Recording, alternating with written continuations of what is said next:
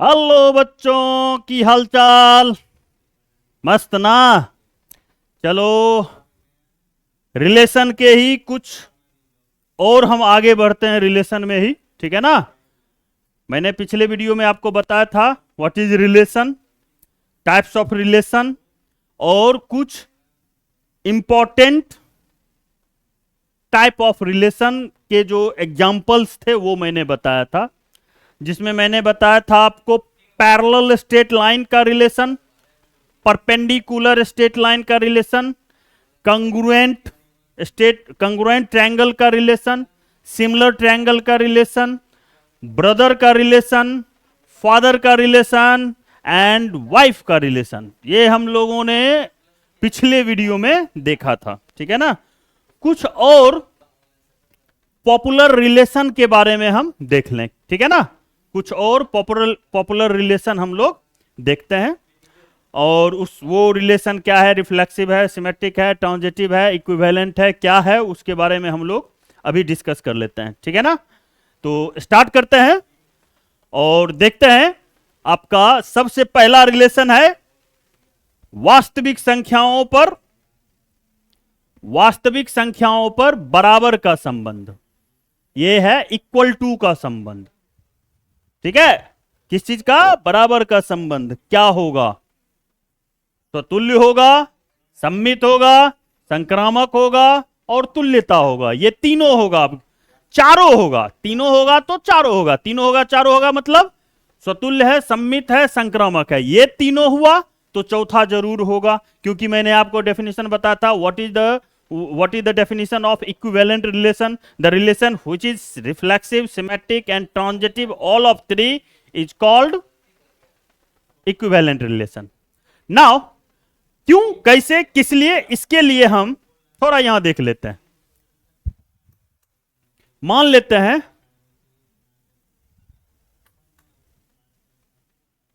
लेते हैं R on real number.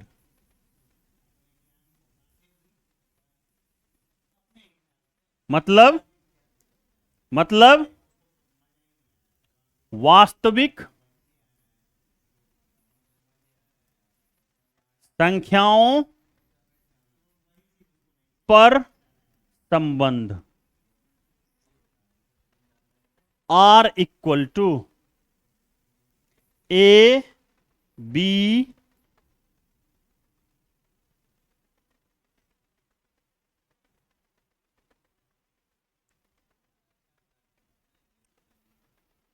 R equal to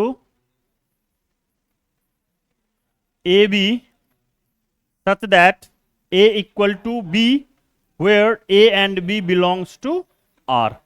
इसके बारे में हम लोग देखते हैं। सबसे पहला हम स्वतुल्य देखते हैं। स्वतुल्य के लिए सबसे पहले देखो, क्या कोई नंबर अगर हम 3 इक्वल टू 3 लिखें, सही है गलत, सही है। अगर हम 5 इक्वल टू 5 लिखें, सही है गलत, सही है। यानी हम लिख सकते हैं कोई भी नंबर खुद के क्या होता है, बराबर होता है। इसका मतलब ये खुद से संबंधित होता है। क्लियर है। प्रत्येक नंबर, प्रत्येक संख्या खुद के समान होता है, इसीलिए ये स्वतुल्य हो जाएगा। क्लियर है। प्रत्येक संख्या खुद के बराबर होते हैं, क्योंकि स्वतुल्य का हमने डेफिनेशन क्या पढ़ा था कि समुच्चय का प्रत्येक अवयव खुद से संबंधित हो, ठीक है ना। चलो हम लोग आगे देखते हैं। दूसरा है सम्मित। सम्मित के लिए चेक करते हैं। सम्मित में मैंने बताया था, मान लिया कि A B belongs to R। इसका मतलब क्या हुआ, A बराबर B। क्या इसे B बराबर A लिख सकते हो? जी सर, बिल्कुल लिख सकते हैं। जब ये लिख सकते हो तो B A belongs to R लिख सकते हो, बिल्कुल लिख सकते हैं। चलिए, अब A अगर B से संबंधित है तो ये ऑटोमेटिक B A से संबंधित हो गया। इसका मतलब बराबर का संबंध सम्मित भी है। उसके बाद तीसरा संक्रामक चेक करते हैं। संक्रामक के लिए let A B belongs to R and B C belongs to R, that means A equal to B and B equal to C. अब बाबू बताओ, अगर a इक्वल टू बी है और b इक्वल टू सी है तो क्या a इक्वल टू सी होगा? बिल्कुल होगा। यानी ये हमारा A B A C belongs to R हो गया। मतलब हमने अभी आपको क्या बताया था कि बराबर का संबंध स्वतुल्य भी है, सम्मित भी है, संक्रामक भी है और ये तीनों है, मतलब तुल्यता भी है। ठीक है, चलिए उसके बाद दूसरा संबंध है, हम बड़ा या छोटा का देख रहे हैं। क्या देख रहे हैं? बड़ा या छोटा का संबंध। यह देखो, स्वतुल्य नहीं होगा, सम्मित नहीं होगा, संक्रामक होगा, तुल्यता नहीं होगा। अब कैसे, क्यों, किस लिए, इसके लिए हम थोड़ा थोड़ा देख लेते हैं। चलिए देखते हैं। अगर वास्तविक संख्या पर संबंध क्या है? बड़ा का, यानी a related to b, a related to b, इसका मतलब हुआ a रिलेटेड टू b, इसका मतलब हुआ a ग्रेटर देन b। ये डिसिंप्लाई करेगा a greater than b। a b belongs to r this implies करेगा a ग्रेटर देन b। अब बाबू बताओ, अगर a ग्रेटर देन b है तो क्या ये लिखना सही है b ग्रेटर देन a? सोच के देखो। 5 3 से बड़ा है तो क्या 3 5 से बड़ा होगा? बिल्कुल नहीं होगा। इसका मतलब b a से संबंधित नहीं है। ठीक है ना? यानी हमारा ये जो संबंध है, कौन सा संबंध? हमारा ये बड़ा का संबंध स्वतुल्य नहीं है। चलिए आगे हम देखते हैं, क्या सम्मित है? सम्मित के लिए चेक करो। सॉरी, 1 मिनट, हमने गड़बड़ कर दिया। हमको दिखाना था स्वतुल्य है या नहीं, स्वतुल्य है या नहीं। तो इसके लिए हमें क्या दिखाना था कि क्या प्रत्येक अवयव खुद से बड़ा होता है? बिल्कुल नहीं, स्वतुल्य नहीं होगा। इसी तरह से अगर हमको सम्मित दिखाना है तो सम्मित के लिए अभी तुरंत दिखाए थे, a अगर b से संबंधित है यानी a ग्रेटर देन b, तो b not greater than a, यानी b a not belongs to r, मतलब सम्मित नहीं है। अगर हम संक्रामक दिखाएं तो a अगर b से संबंधित है एवं b c से संबंधित है तो क्या होगा? डिसिंप्लाई करेगा a ग्रेटर देन b एवं b ग्रेटर देन c। अब बाबू देख, a अगर b से बड़ा है, b अगर c से बड़ा है, तो सोच के बताओ क्या a c से बड़ा होगा? क्या a c से बड़ा होगा या नहीं? ऑटोमेटिक होगा। अगर मान लो 3 2 से बड़ा एवं 3 2 से बड़ा, हाँ, और 5 अगर 3 2 से बड़ा, 5 3 से बड़ा, a अगर b से बड़ा, तो एक एग्जांपल लेके हम लोग देख लेते हैं।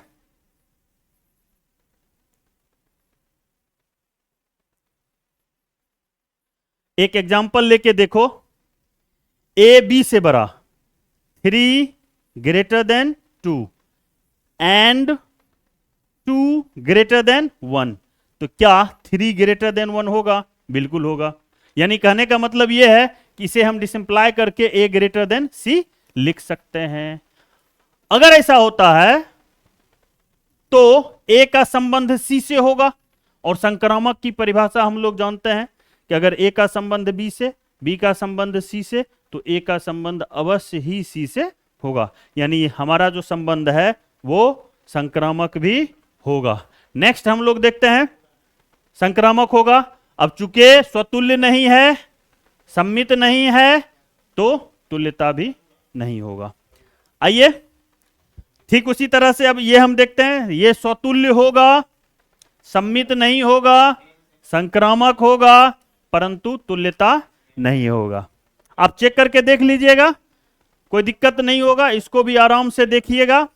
जैसे मान लो कोई भी संख्या जो है वो खुद से बड़ा तो नहीं होता है लेकिन खुद के बराबर तो होता है, खुद से बड़ा तो नहीं होता है लेकिन खुद के बराबर होता है। और सममित के लिए हम लोग चेक करेंगे कि अगर ए का संबंध बी से है, इसका मतलब ए ग्रेटर देन और इक्वल टू बी है, ए ग्रेटर देन और इक्वल टू बी है, तो क्या बी ग्रेटर देन और इक्वल टू ए होगा? थोड़ा इसको थोड़ा देख के बताओ। अगर ए ग्रेटर देन और इक्वल टू बी है तो क्या ये लिखना सही है? ये लिखना सही है? ये लिखना सही नहीं है। अगर ऐसा है तो ये सही नहीं होगा, क्योंकि 5 अगर ग्रेटर देन और इक्वल टू 3 है, 5 अगर ग्रेटर देन और इक्वल टू 3 है, तो क्या ये लिखना सही है? नहीं है। क्यों? इसका मतलब होता है ग्रेटर देन और इक्वल टू। मेरे को बता, 3 5 से तो बड़ा है नहीं, 3 5 के बराबर भी नहीं है, यानी इस दोनों केस में ये जो देख रहे हो संबंध हमारा सम्मित नहीं होगा। चलिए संक्रामक देखते हैं। सम्मित नहीं होगा। संक्रामक को हम चेक करते हैं। अगर ए बी का संबंध आर से है एवं बी का संबंध सी से है, तो मतलब क्या हुआ? ए ग्रेटर देन और इक्वल टू बी एवं बी ग्रेटर देन और इक्वल टू सी, तो ए ग्रेटर देन और इक्वल टू क्या होगा? सी होगा, ऑटोमेटिक होगा। इसका मतलब ए का संबंध सी से है। मतलब ये हुआ कि हमारा ये जो संबंध है, कौन सा संबंध? ग्रेटर देन और इक्वल टू का, वो संक्रामक होगा। क्या बाबू मोशाय, समझ में आ रहा है? फिर ले रहे हो ना? बिल्कुल, मैथ है, मैथ, मस्ती में पढ़ो, मजा आएगा। अब ये जैसा इस पे हमने दिखाया, आप इस पर भी सेम बाय सेम उसी तरह से दिखा सकते हो, स्वतुल्य होगा। क्यों होगा? देखो, एक चीज मैं आपको बताना चाह रहा हूं, थोड़ा इसको ध्यान से देखना। बहुत लोग कंफ्यूज होता है, क्या 3 ग्रेटर देन और इक्वल टू 3 लिखना सही है या गलत?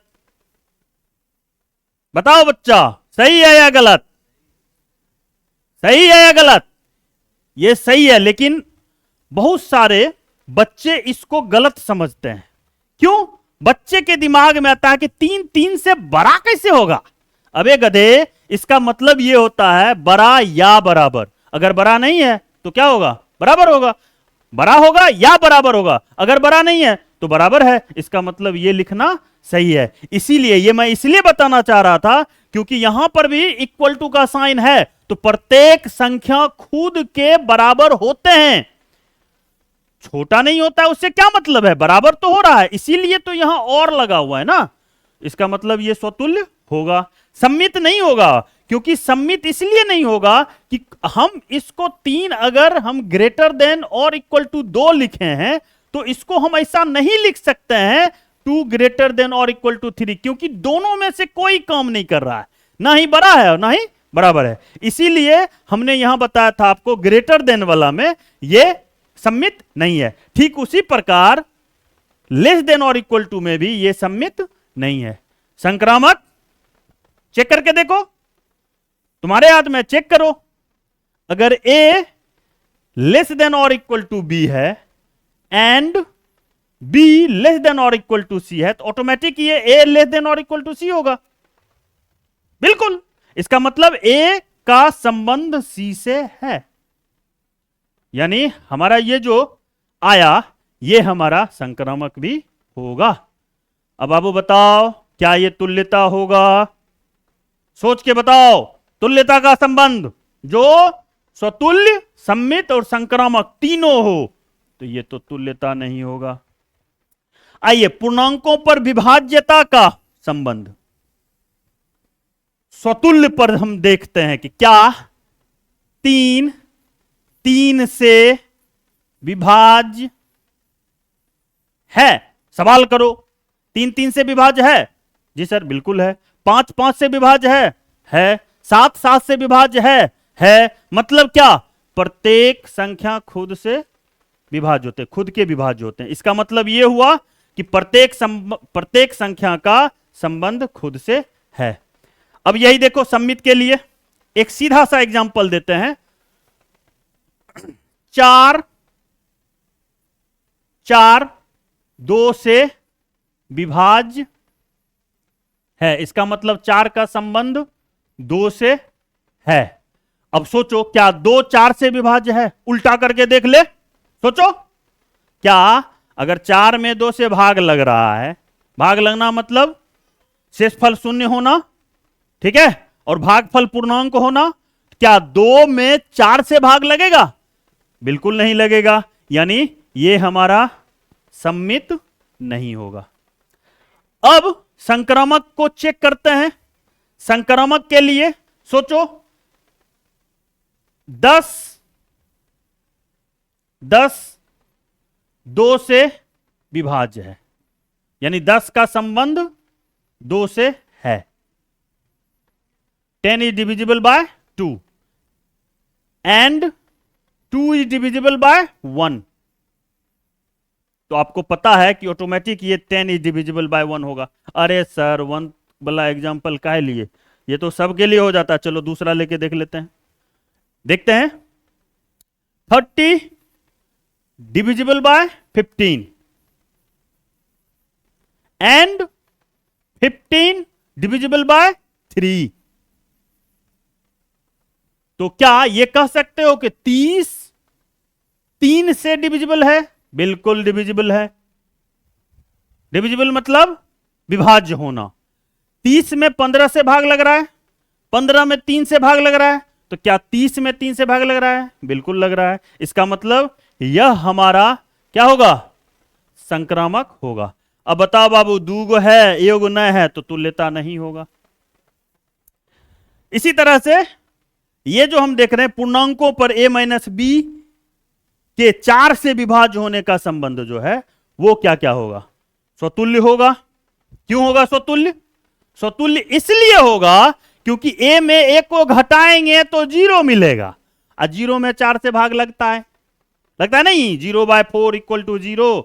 मैंने क्या बोला था कि रिमाइंडर 0 होना चाहिए, कोशेंट 0 होना चाहिए। तो विभाज्य होता है 0 इज डिविजिबल बाय 4, यानी सेल्फ रिलेटेड है, खुद से संबंधित है। अब सम्मित के लिए अगर a में a माइनस बी 4 से विभाज्य है तो ऑटोमेटिक b माइनस ए भी 4 से विभाज्य होगा। बस साइन थोड़ा, क्वोशिएंट का साइन उल्टा आएगा। मतलब पॉजिटिव का पॉजिटिव अगर है तो निगेटिव आ जाएगा, निगेटिव है तो पॉजिटिव आ जाएगा। साइन डजंट मैटर, क्वोशिएंट हमारा इंटीजर होना चाहिए। इसका मतलब यह हुआ कि यह सम्मित भी है। अब बाबू मोशाय संक्रामक की बात कर लेते हैं, इसको थोड़ा समझना। चलिए आगे देखते हैं। अगर हम इसको थोड़ा समझना, A B belongs to R एवं B C belongs to R, इसका मतलब यह हुआ कि a minus B equal to 4k1 एवं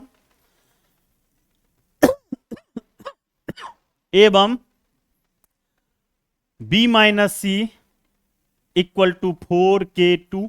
अब दोनों को अगर जोड़ दें, a minus B plus B minus C, तो ये 4k1 प्लस 4k2, 4 कॉमन ले लो, k1 प्लस k2 होगा, यानी 4k होगा। अब ये देखो यहां से ये दोनों खत्म, यानी a minus C is also divisible by 4, क्योंकि 4 के मल्टीपल के फॉर्म में आ रहा है। यहां जो हमारा k1 k2 है ये हमारा है क्या?